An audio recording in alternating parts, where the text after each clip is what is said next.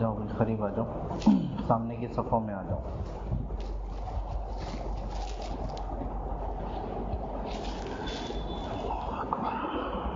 آ جائیں، سامنے آ جاؤ، آ جاؤ پیاروں، سامنے آ جاؤ۔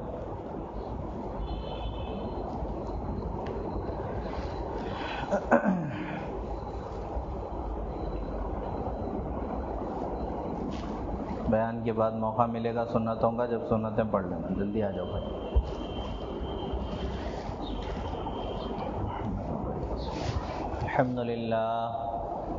الحمد للہ نحمده ونستعینه ونستغفره ونؤمن به ونتوکل علیہ ونعوذ باللہ من شرور انفسنا ومن سیئات اعمالنا، من يهده الله فلا مضل له ومن يضلله فلا هادي له، ونشهد أن لا إله إلا الله وحده لا شريك له، ونشهد أن سيدنا وسندنا وحبيبنا ونبينا ومولانا محمدا عبده ورسوله، أما بعد فقد قال عز وجل في القرآن المجيد بعد أعوذ بالله من الشيطان الرجيم بسم الله الرحمن الرحيم إنا أعطيناك الكوثر فصل لربك وانحر إن شانئك هو الأبتر، وقال والفجر وليال عشر والشفع والوتر والصبح إذا يسر هل في ذلك قسم لذي حجر، وقال النبي صلى الله عليه وسلم من وجد له سعة أن يضحي ثم لم يضحي فلا يقربن مصلانا او كما قال علیہ الصلاۃ والتسلیم۔ میرے محترم بزرگوں، عزیز ساتھیوں، گزشتہ خطبے میں نے آپ کو مختصراً قربانی کے فضائل بتائے تھے کہ قربانی کے دینے پر کیا فضیلتیں ہیں،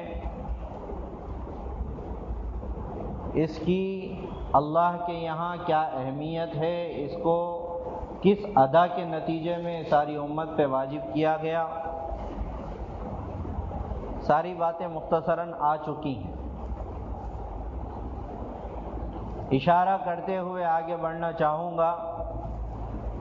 میں نے بتایا تھا کہ ابراہیم علیہ السلام کی جو ادا تھی، انہوں نے خواب میں دیکھا کہ وہ اپنے بیٹے کی قربانی دے رہے ہیں، پھر اپنے بچے سے آ کر کے اس کا تذکرہ کیا، پھر ان کے بیٹے نے اللہ کی رضا کے لیے بلا چون و چرا اس بات کو تسلیم کر لیا،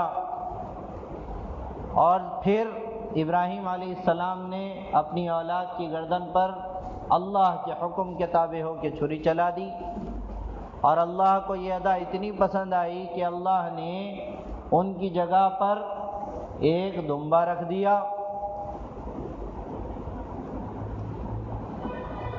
تو اس عمل کے قبولیت کی علامت، وہ تو نبی ہیں، ان کا عمل قبول ہونا ہی ہونا ہے، اس کے اللہ کو ان کی ادا یہ اتنی پسند آئی کہ قیامت تک کے لیے اس کو چلا دیا۔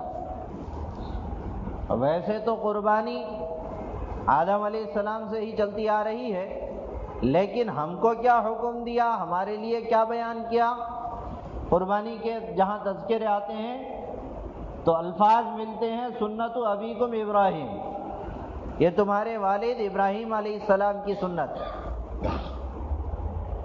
تو یہ اس بات کی طرف اشارہ ہے کہ ابراہیم علیہ السلام کا عمل اللہ کو اتنا پسند آیا کہ قیامت تک کے لیے اس کو اللہ نے امت میں جاری و ساری کر دیا۔ اور پھر اس کی فضیلت کے بارے میں نے بتایا۔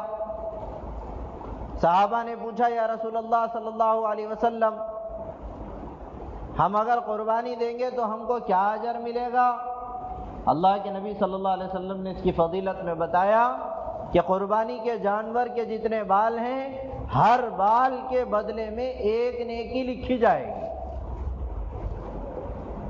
بتانا تعداد کو نہیں ہے، بتانا فضیلت کو ہے۔ بال جیسے کہ ہم نہیں گن سکتے، ہمارے لیے اس کا گننا مشکل ہے، تو گویا کہ ان گنت نیکیاں اللہ دیں گے جس کو ہم گمان میں بھی نہیں لا سکتے، اللہ اتنی نیکیاں دیں گے۔ تو یہ تو فضیلتیں ہو گئیں۔ اب مختصر سے اس کے احکام بتاتا چلوں، قربانی کا حکم کیا ہے اور اس کا کیا طریقہ کار ہے، اس کو کیسے انجام دے، کب انجام دے، اس کے انجام دینے کے کون سے دن ہیں، یہ ساری باتیں انشاءاللہ اب سنیں گے۔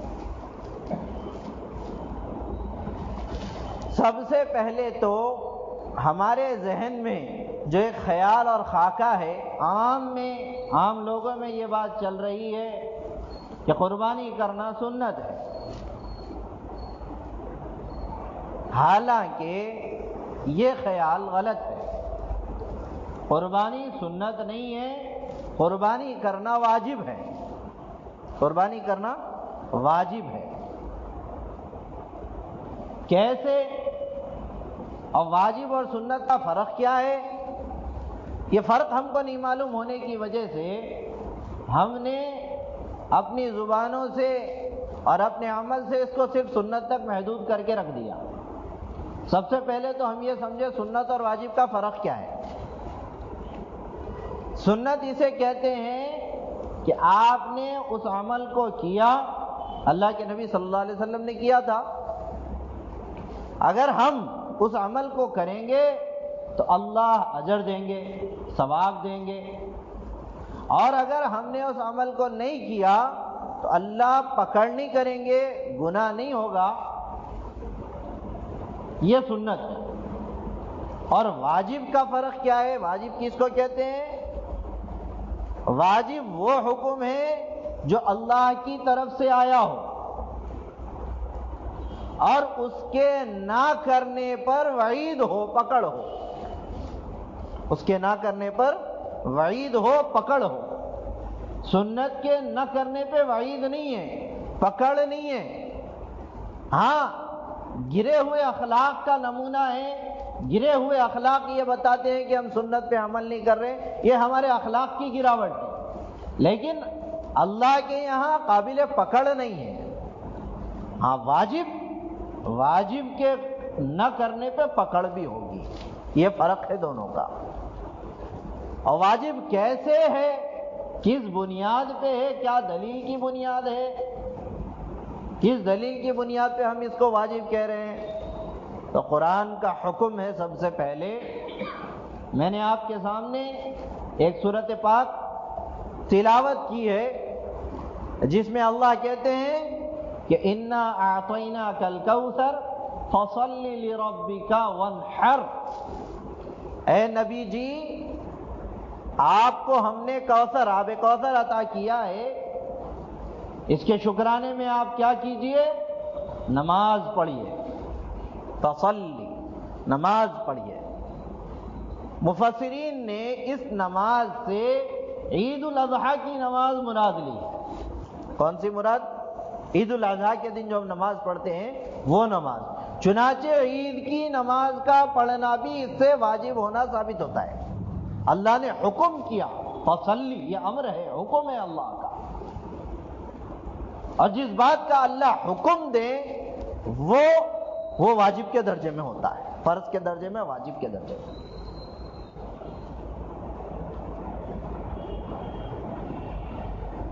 اور پھر آگے کیا حکم ہے؟ وانحر، نحر کسے کہتے ہیں؟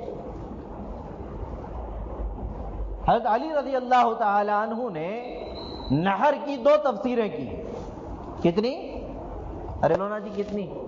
ہاں، میں نے اس سے پہلے آپ لوگوں کو بتایا تھا کہ ہم یہاں مسجد میں آئیں گے تو صرف سننے کی نیت سے نہیں آئیں گے بلکہ مذاکرے کی نیت سے آئیں گے۔ اس کی نیت سے بھائی مذاکرہ کیا ہے؟ میں آپ کو دین کی چند باتیں بتاؤں گا اور آپ مجھ کو بتائیں گے، کیونکہ دین کا محتاج میں بھی ہوں، آپ بھی۔ سمجھ میں آئی بات؟ صرف سننا چلے جانا مقصد نہیں ہے، اس سے باتیں یاد نہیں رہتی نہ عمل میں آتی ہیں۔ تو مذاکرہ ہوگا، یاد بھی رہیں گی، عمل میں بھی آئیں گے انشاءاللہ۔ تو بات کیا چل رہی تھی؟ ارے بولو نا جی۔ نہر کی کتنی تفسیریں؟ 2 تفسیریں ہیں۔ ہاں، ایک تو نہر کا ترجمہ اور تفسیر حضرت علی رضی اللہ تعالیٰ نے یہ کیا کہ نماز میں ناف کے نیچے ہاتھ باندھنا، نماز میں ناف کے نیچے ہاتھ باندھ کر کھڑے ہونا، اس کو نہر کہتے ہیں۔ یہ ایک تفسیر ہے، نماز کے اندر ناف کے نیچے ہاتھ باندھ کے کھڑا ہو جانا، یہ نہر ہے، اس کی ترجمہ ہے نہر کا، یہ ایک تفسیر ہے۔ دوسری تفسیر، قربانی کے دنوں میں جانور کا اللہ کے نام پہ قربان کر دینا، قربانی کے دنوں میں جانور کا اللہ کے نام پر قربان کر دینا، یہ نہر کہلاتا ہے۔ تو ہم اس وقت اس تفسیر کے حساب سے اگر دیکھیں گے تو یہ بھی ونحر امر ہے، اللہ کا حکم ہے، اور حکم کی وجہ سے یہ قربانی کا کرنا واجب ہو گیا۔ آئی بات سمجھ میں؟ ہاں، تو ہم کو قربانی کا حکم معلوم ہو گیا کہ قربانی کرنا واجب ہے۔ اب کس پر واجب ہے یہ سمجھنا ضروری ہے کہ قربانی کس کے اوپر واجب ہے؟ کہ ہر آدمی پہ قربانی واجب ہے؟ جو غریب ہے وہ بیچارہ کہاں سے لائے؟ نہ، شریعت ظالم نہیں ہے، ظلم نہیں کرتی، احکام کو مسلط نہیں کرتی شریعت۔ ہاں، یہ تو آپ کے فرق مراتب پر اللہ نے طے کیا ہے کہ جس آدمی کے پاس نصاب کے مقدار پیسہ ہو، یعنی 7.5 تولے سونا یا 52.5 تولے چاندی، اتنا پیسہ موجود ہے ضروریات کے پیسوں سے علاوہ، اس کے اوپر قربانی کا کرنا واجب ہے۔ جو صاحب نصاب ہے اس کے لیے قربانی کا کرنا واجب ہے، چاہے وہ مرد ہو چاہے عورت ہو، چاہے وہ مرد ہو چاہے عورت ہو۔ اس سے یہ بات سمجھ میں آئی۔ اور ایک بات، اب اس وقت عام طور پہ لوگوں میں یہ غلط بات چل رہی ہے کہ گھر کے ایک آدمی کی طرف سے سب کی قربانی ادا ہو جائے گی، یہ بات غلط ہے۔ ایک آدمی کی طرف سے، ایک آدمی اگر قربانی دے گا گھر کا تو سب کی طرف سے ادا ہو جائے گی، یہ بات غلط ہے۔ قربانی گھر میں اگر کئی لوگ صاحب نصاب ہیں تو سارے لوگوں پر، جتنے صاحب نصاب ہیں سب پر قربانی واجب ہوگی، اس بات کو صاف ذہن نشین کر لو، سب پر قربانی واجب ہوگی۔ ہاں، صاحب نصاب نہیں ہے، مستحق ہیں، کوئی اگر آدمی اس کے پاس مال اتنا موجود نہیں ہے، اس کے لیے قربانی واجب نہیں ہے، اس کے لیے قربانی واجب نہیں ہے۔ اس بات کو بہت اچھی طریقے سے ذہن میں رکھنا۔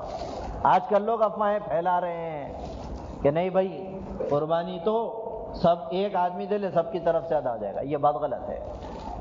دوسری چیز، اس کا حکم بھی معلوم ہو گیا اور کس پہ واجب ہوتا یہ بھی معلوم ہو گیا۔ ہاں، نابالغ بچے کی طرف سے ماں باپ قربانی دینا چاہیں دے سکتے ہیں، ضروری نہیں ہے، دے سکتے ہیں، پکڑ نہیں۔ اب ایک اور چیز یہ ہے کہ ہمارے پاس ایک رواج چل رہا ہے اللہ کے نبی صلی اللہ علیہ وسلم کے نام پہ قربانی دینے کا۔ چند لوگ اس کو غلط کہتے ہیں،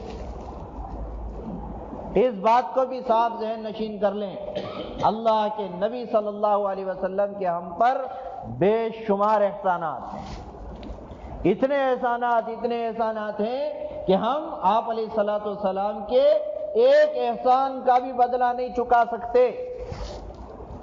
میں نے اس سے پہلے بھی بتایا تھا، اپنے بدن کی چمڑی نکال کر جوتی بنا دیں اور آپ علیہ السلام کے پاؤں مبارک میں پہنا دیں تو ہم حضور کے ایک احسان کا بھی حق ادا نہیں کر سکتے، اتنے احسانات ہیں۔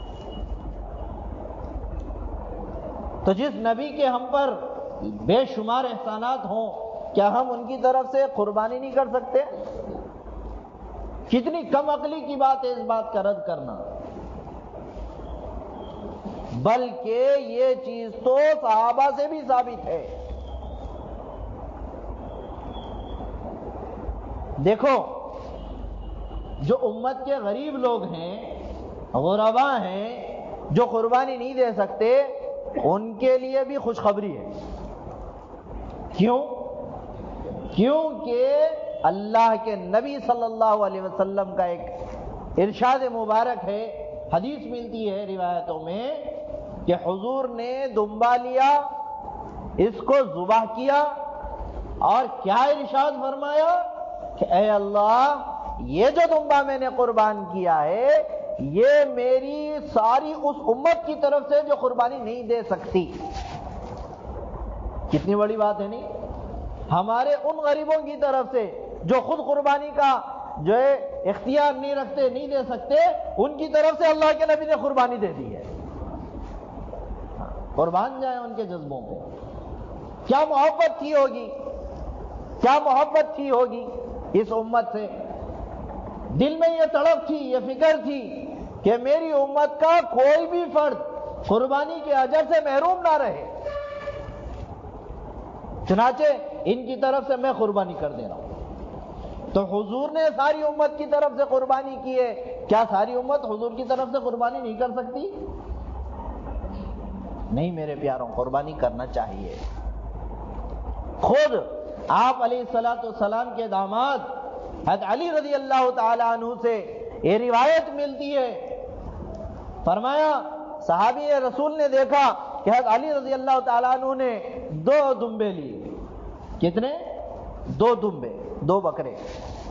ایک پہ چھری چلائی اور کیا ارشاد فرمایا؟ اللہم منک ولک ومن محمد صلی اللہ علیہ وسلم نبیک۔ اے اللہ، یہ قربانی میں تیری رضا کے لیے دے رہا ہوں، کس کی طرف سے؟ تیرے نبی محمد الرسول اللہ صلی اللہ علیہ وسلم کی طرف سے۔ اور پھر دوسرا دمبا ذبح کیا اور فرمایا اللہم منک ولک ومن علی ابن ابی طالب۔ اے اللہ، یہ جو دوسرا والا دمبا میں نے ذبح کیا ہے یہ تیری رضا کے لیے ہے اور یہ میری طرف سے۔ صحابہ سے ثابت ہے کہ نہیں اللہ کے نبی کے تعلق سے قربانی کا دینا؟ ہاں، حضرت علی رضی اللہ تعالیٰ عنہ سے ثابت ہے وہ بھی۔ چنانچہ حضرت علی، بلکہ آگے حضرت علی فرماتے ہیں رضی اللہ تعالیٰ عنہ، اللہ کے نبی صلی اللہ علیہ وسلم نے مجھے حکم دیا، اللہ کے نبی صلی اللہ علیہ وسلم نے مجھے حکم دیا کہ تم میری طرف سے قربانی کرو، تم میری طرف سے قربانی کرو، اس کا حکم دیا گیا حضرت علی رضی اللہ تعالیٰ عنہ کو۔ چنانچہ صحابہ کا عمل بھی ثابت ہے، اس عمل کے ثابت ہونے سے جب حدیث میں یہ بات آ گئی، ایک تو اخلاقی فریضہ تھا ہمارے لیے، لیکن جب حدیث میں بھی بات آ گئی تو پھر اس کا انکار ہم نہیں کر سکتے۔ ہاں، حضور کی طرف سے قربانی دینا واجب نہیں ہے، آپ دو، یہ آپ کے اخلاقی فریضے میں ہے، اخلاق کا تقاضا ہے۔ اللہ نے مال دیا، دو حضور کے نام سے قربانی۔ اس کا یہ مطلب نہیں کہ ہم اپنی جان سے پیچھا چھوڑا لیں، حضور کے نام پہ قربانی دے لیا، ہم یہ سمجھے کہ ہماری طرف سے ادا ہو گیا، نہیں، وہ تو نفلی ہے، یہ تو فرض ہے، اور نفل فرض سے بڑھ کے ہوتا ہے، یہ واجب ہے، واجب نفل سے بڑھ کے ہوتا ہے۔ ہم کو بھی دینا ہے اپنے نام کی، اللہ نے استطاعت دی تو حضور کے نام کی بھی دو۔ آئی بات سمجھ میں؟ پھر اب یہ بات سمجھنا ہے کہ قربانی کے دن کون سے ہیں، کس میں کون سے ایام میں قربانی کرے۔ چنانچہ حدیثوں میں بات ملتی ہے کہ قربانی کے 3 دن، کتنے بھائی؟ 3 دن۔ سب سے پہلا دن 10 ذی الحجہ کا، ذی الحج کا 10ویں تاریخ جو ہمارے عید کا دن ہوتا ہے، یہ سب سے پہلا دن۔ پھر اس کے بعد 10 کے بعد والے 2 وَيَوْمَانِ بَعْدَ وَيَوْمَانِ بَعْدَ، اس کے بعد کے 2 دن، یعنی 10 ذوالحجہ، 11، 12، یہ 3 دن قربانی کے ہیں، چوتھا کوئی دن قربانی کا نہیں ہے۔ اس کو اچھی طریقے سے یاد رکھ لیں، 3 دن قربانی کے ہیں۔ ان 3 دنوں میں قربانی دو گے اجر ملے گا، 3 دن کے بعد قربانی دو گے اجر نہیں ملے گا قربانی کا، اور نہ ادا ہوگی ہمارے حصے سے۔ سمجھ میں آ گئی بات؟ قربانی کے دن کتنے بھائی؟ ارے ذرا زور سے، 3 دن۔ ہاں، اور اب اس کے بعد یہ سمجھیں کہ قربانی کن جانوروں کی دی جائے، قربانی کن جانوروں کی دی جاوے۔ قربانی کے لیے بکری، بکرا، دمبا، اس کی نسل کا جو بھی ہے، گائے، بھینس، بیل، اونٹ، یہ جانور ہے۔ انڈے کے ذریعے سے، مرغی کے ذریعے سے قربانی نہیں ہوتی میرے پیاروں، یاد رکھ لیں اچھی طریقے سے۔ یہ بات بھی لوگوں میں چل رہی ہے کہ مرغی کے ذریعے سے بھی قربانی دی جا سکتی ہے، ہرگز نہیں ہو سکتا۔ قربانی کے لیے یا تو بکری دو گے آپ، یا گائے دو گے، یا اس کی نسل کا کوئی دو گے۔ ہاں، اسی لیے اس بات کو اچھی طریقے سے ذہن نشین کرنا۔ پھر اس کے بعد آتا ہے مسئلہ کہ ایک جانور میں کتنے لوگ شریک ہو سکتے ہیں، ایک جانور میں کتنے لوگ شریک ہو سکتے ہیں۔ اس کے لیے بات واضح سن لیں، چھوٹا جانور ہے جیسے کہ بکرا یا بکری یا دمبا، چھوٹا جانور جو بھی ہو، چاہے جسم کے اعتبار سے کتنا ہی بڑا کیوں نہ ہو، چاہے جسم کے اعتبار سے کتنا ہی بڑا کیوں نہ ہو، ایک ہی آدمی کی طرف سے ہو سکتا ہے، ایک ہی آدمی کی طرف۔ اب آپ نے گائے کی حیت کا بکرا لا لیا، دکھنے میں ہائٹ اس کی گائے کے برابر ہے، اور آپ یہ کہیں گے کہ 7 حصے نہیں ہو سکتے۔ بکرے میں، دمبے میں ایک ہی آدمی کی قربانی ہو سکتی ہے، اس میں چاہے وہ کتنا ہی بڑا کیوں نہ ہو بدن کے اعتبار سے۔ ہاں، گائے ہے یا بیل ہے یا اونٹ ہے، اس میں 7 لوگوں کی قربانی ہو سکتی ہے۔ کتنے لوگوں کی؟ 7 لوگوں کی۔ اور بعض لوگوں کا کہنا ہے کہ اونٹ ہے تو 10 لوگ بھی شامل ہو سکتے، یہ بات بھی غلط ہے۔ دیکھو، یہ چند لوگوں کو دھوکہ ہو گیا ترمذی کی ایک روایت سے، ترمذی شریف حدیث کی کتاب ہے، اس کی ایک روایت سے دھوکہ ہو گیا۔ روایت میں امام ترمذی نے 2 باتیں نقل کی ہیں۔ پہلے ایک بات بیان کی کہ چند صحابہ آئے، انہوں نے کہا کہ ہم نے اونٹ میں قربانی میں حصہ لیا، ہم 10 لوگ تھے، یہ ایک بات۔ اور پھر دوبارہ اس کے بعد میں، وہ زمانے کے بعد کا زمانہ جب آیا تو امام ترمذی نے دوسری روایت بیان کی کہ ہم نے قربانی دی اونٹ کی، اور اس میں 7 لوگ شریک تھے۔ کتنے بھائی؟ 7 لوگ شریک تھے، اور یہ آگے وضاحت کی کہ یہی عمل صحابہ کا رہا ہے۔ کیا بیان کیا؟ یہی عمل صحابہ کا رہا ہے۔ چنانچہ احکام میں اور حدیث کے جو ہے اس میں ہم کو یہ بات سمجھنا چاہیے کہ جہاں صحابی کا کوئی قول ہو، کوئی بات ہو اور ایک عمل ہو، تو جو فوقیت ہوگی، جو اوپر جو چیز آئے گی وہ عمل آئے گا۔ زبان قول سے کم ہوتا ہے، بولنے، حدیث اگر الفاظ ایک ہے حدیث کے، عمل ایک ہے، تو ہم عمل کو فوقیت دیں گے۔ چنانچہ جہاں صحابہ کا عمل ثابت ہو گیا، اگرچہ کہ وہاں 10 والی روایت مل رہی تھی، لیکن بعد کا زمانہ وہ شریعت کے زیادہ قریب کا زمانہ ہے، شریعت کے زیادہ مضبوطی کا زمانہ ہے، اور صحابہ کا عمل بھی اسی پہ ہے، تو ہم اسی بات پہ متفق ہیں کہ اونٹ میں بھی 7 ہی حصے ہوں گے، پہلے والی روایت کا اب اعتبار نہیں ہوگا۔ ٹھیک ہے، وہ کسی دور میں ہوا تھا لیکن بعد میں اس کو منسوخ کر دیا گیا گویا۔ چنانچہ اونٹ ہو تو بھی 7 ہی حصے ہوں گے، گائے ہو تو بھی 7 ہی ہوں گے۔ اب کوئی آدمی اگر بکرے میں 7 حصے مان لے یا جاہلیت کی بنیاد پہ یہ کہہ دے نہیں معلوم تھا دے لیے، تو کسی کی بھی قربانی نہیں ہوگی، یاد رکھ لیں، کسی کی بھی قربانی نہیں ہوگی۔ اسی لیے ان باتوں کو بہت اچھی طریقے سے ذہن میں رکھنا ہے۔ پھر قربانی کے دینے کا وقت کیا ہے؟ قربانی کے دینے کا وقت نماز کے بعد کا ہے۔ محلے میں، پورے محلے میں کہیں ایک بھی جگہ نماز ہو جاوے، اس کے بعد چاہے تم نے نماز پڑھی ہو یا نہ پڑھی ہو، تمہارے محلے میں نماز ہو گئی تو اب تم قربانی کر سکتے ہو۔ لیکن بہتر یہ ہے کہ تم بھی نماز پڑھ کے آ کے قربانی دو، کیونکہ فَصَلِّ لِرَبِّكَ وَانْحَرْ میں پہلے نماز ہے پھر قربانی کا حکم ہے۔ چنانچہ ترتیب سے یہ بات سمجھ میں آتی ہے، پہلے نماز پڑھ کے آئیں پھر قربانی دیں۔ اب پھر قربانی کے دینے کے لیے دینے کے بعد میں چند باتوں کو اور ذہن میں رکھ لیں کہ قربانی کے جانور کے چند حصے ہیں جن کو کھانا مکروہ ہے، جن کا استعمال کرنا مکروہ ہے۔ مکروہ کس کو بولتے ہیں؟ وہ چیز جو اللہ کے نبی نے ناپسند کی ہو، وہ چیز جو اللہ کے نبی نے ناپسند کی ہو، حضور کو پسند نہیں تھی، ان چیزوں کو مکروہ کہتے ہیں۔ تو کیا کیا ہیں؟ سب سے پہلے سن لو، سب سے پہلی چیز جو کھانا مکروہ ہے بلکہ حرام کے درجے میں ہے وہ ہے دم، یعنی خون، بہنے والا خون۔ جو قربانی کے وقت رگوں سے بہتا ہوا خون ہے وہ کھانا حرام ہے، مکروہ ہے، حرام کے درجے کا مکروہ ہے۔ مکروہ تحریمی جس کو بولتے ہیں۔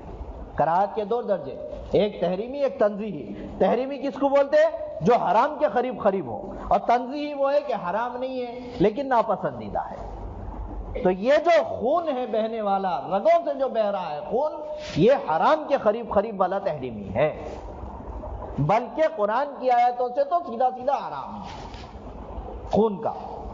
دوسرے، اب رہا وہ خون جو گوشت کے اوپر جم جاتا ہے یا اندر رگوں میں جم جاتا ہے، کاٹنے کے بعد گوشت کے ٹکڑوں پہ جو خون رہ جاتا، وہ خون یہ حرام نہیں ہے، حرام نہیں ہے۔ ہاں طبیعت کے مزاج کے خلاف ہے، دھو کے استعمال کرنا چاہیے، لیکن حرام نہیں ہے۔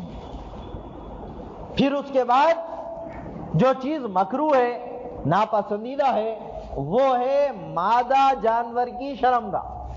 مادہ جانور کی شرمگاہ یہ مکروہ ہے۔ پھر اس کے بعد نر جانور کی شرمگاہ یہ مکروہ ہے۔ نر جانور کے خصیتین جس کو ہم اپنی زبان میں کپورے کہتے ہیں یہ بھی مکروہ ہے۔ پھر مثانہ یہ بھی مکروہ ہے، اور مثانے کے بعد غدود جو ہوتے ہیں جانور کے، غدود وہ بھی مکروہ ہے۔ یہ چیزیں میرے پیاروں ان سے بچنے کی ضرورت ہے۔ اللہ کے نبی کو ناپسند تھی یہ چیزیں، ناپسند تھی، اس سے ہم کو بھی بچنا چاہیے۔ اور ایک بات خاص طور پہ ہم کو ذہن میں رکھنی ہے، وہ کیا ہے؟ ہم قربانی کرنے کے بعد صفائی کا بالکل اہتمام نہیں کرتے۔ اتنی تکلیف ہوتی ہے عید کے دن یا عید کے بعد والے دن سے 10-15 دن تک اوجھڑی لے جا کے ہم کچرے کی کنڈیوں میں ڈالنے کے بجائے باہر پھینک دیتے ہیں۔ اب وہ راستے سے گزرنا اتنا دشوار ہو جاتا ہے، لوگوں کو سانس لینا مشکل ہو جاتا ہے۔ میرے پیاروں، قربانی کا دینا عبادت ہے، ثواب کا کام ہے، ہم تکلیف دے کر حرام کام کے مرتکب ہو رہے ہیں۔ اس لیے اس کا بہت لحاظ کریں، بہت لحاظ کریں، ہرگز ہرگز ہرگز گندگی کو پھیلنے نہ دیں۔ ہمارے کسی عمل کے ذریعے سے ہمارے پڑوسی کو تکلیف ہرگز نہ پہنچنے دیں۔ اپنے اثر میں صفائی کا خیال رکھیں، جو کچھ گندگی ہے اس کو باقاعدہ کوڑے دان میں ڈالیں، اس کی صفائی کا انتظام کریں۔ بلکہ میں تو کہتا ہوں کہ عید سے پہلے پہلے اپنے محلے کے جو منسپالٹی کے لوگ ہیں ان کو اطلاع کریں کہ بھائی عید کا دن ہے، آپ کو اللہ نے ذی اثر بنایا، آپ ان سے پوچھو، ان سے یہ درخواست کرو کہ بھائی دیکھو عید آنے والی ہے، ظاہر سی بات ہے قربانیاں ہوں گی، تو ہمارا یہ جو گندگی ہے اس کے اٹھانے کا آپ کچھ نظم کر دو، فوراً اس کو ختم کروانے کی کوشش کرو۔ میرے پیاروں، ہرگز بھی گندگی پھیلانا، اسلام نظافت کا حکم دیتا ہے، الطہور شطر الایمان، اللہ کے نبی صلی اللہ علیہ وسلم نے فرمایا پاکی آدھا ایمان ہے۔ ہم ایمان والے ہیں، ہم کسی کو تکلیف دینے دنیا میں نہیں آئے۔ یہ ہمارے عمل کی وجہ سے اپنوں کو بھی تکلیف ہوتی ہے، غیروں کو بھی تکلیف ہوتی ہے، ہم ہرگز تکلیف کا ذریعہ نہ بنیں، اس کا خصوصی لحاظ رکھیں، اور عید کی نماز عیدگاہ میں پڑھیں، عیدگاہ میں پڑھنے کی کوشش کریں۔ تو میرے پیاروں، میری گزارش ہے کہ صفائی کا خاص طور پہ لحاظ رکھیں، اور جو باتیں ہم نے سنی ہیں ان کو عمل میں لائیں، ورنہ میرے بھائی اگر عمل نہیں ہوگا تو دین محض رسم کا نام بن کے رہ جائے گا، بلکہ کیونکہ ہم کو تو رسومات سے رکنا ہے، عبادات پہ آنا ہے، عبادت اور رسم کا فرق سمجھنا ہے۔ اگر عمل میں باتیں نہیں آئیں گی تو عبادتیں نہیں ہوں گی، رسم بن کے رہ جائیں گے۔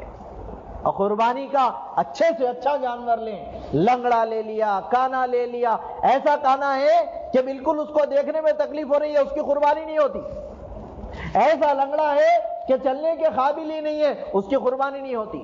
ہاں چھوٹا موٹا سا زخم ہے، 1/3 سے کم کا درجے کا زخم ہے، تھوڑا سا عیب ہے، چل جائے گا، لیکن ہم کو تو اس سے بھی بچنا چاہیے، کیونکہ ہم یہ قربانی لوگوں کو دکھانے نہیں کر رہے، اللہ کے نام پہ کر رہے ہیں۔ جب اللہ کے لیے دے رہے ہیں اچھے سے اچھا مال دیں، زیادہ بھاؤ تاؤ نہیں کریں، وہاں جا کے چکاتے بیٹھتے ہیں، ارے بھائی یہ چکانے کی چیز نہیں ہے، یہ تو لٹانے کی چیز ہے، اللہ کے نام پہ لٹا رہے ہیں۔ اس کے لیے ان چیزوں کا جو ہم نے یہاں سنا خاص اہتمام کریں۔ اور پھر یہ جو ایام چل رہے ہیں، یہ 10 دن ذوالحجہ کے پہلے دن سے لے کر پہلی تاریخ سے لے کر جو ہے یوم النحر کا جو دن ہوتا ہے، یہ 10 دن اللہ کے نزدیک بہت مقبول ہے، بہت مقبول ہے۔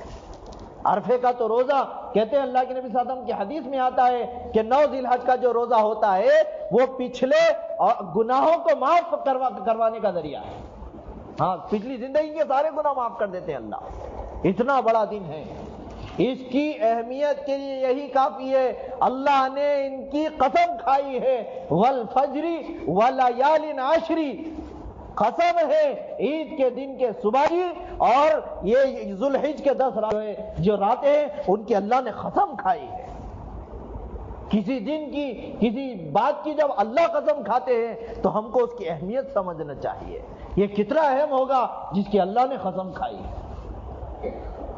ہاں، اس کے لیے یہ نیتیں کریں کہ انشاءاللہ یہ جو ہمارے ایام ہیں یہ عمل کے اعتبار سے بہت بڑے ہیں، ہم اس میں عبادتوں کو کثرت سے کریں گے، کثرت سے، جس کو اللہ نے استطاعت دی ہے کثرت سے روزے رکھیں۔ یہ جو 10 دن ہیں، اب 10 ذی الحجہ تک کا وقت ہے، عید کے دن روزہ رکھنا حرام ہے، عید کے دن نہیں رکھیں، عید کے بعد والا دن اور تیسرا دن، یہ 3 دن ہمارے لیے عید کے ہیں، اس میں روزہ نہیں رکھنا چاہیے۔ ان کے علاوہ جو پہلے کے 8 اور 9 دن ہیں اس میں روزہ رکھنا چاہیے، مستحب ہے، اللہ کے نبی کو بہت پسندیدہ تھا۔ کریں گے اس کے مطابق عمل، اللہ مجھے آپ کو ساری امت کو کہنے سننے سے زیادہ عمل دے، عمل کی توفیق دے۔ جن حضرات نے سنتیں نہیں پڑھی ہیں وہ سنتیں پڑھ لیں۔ سبحان اللہ و بحمدہ، سبحان اللہ۔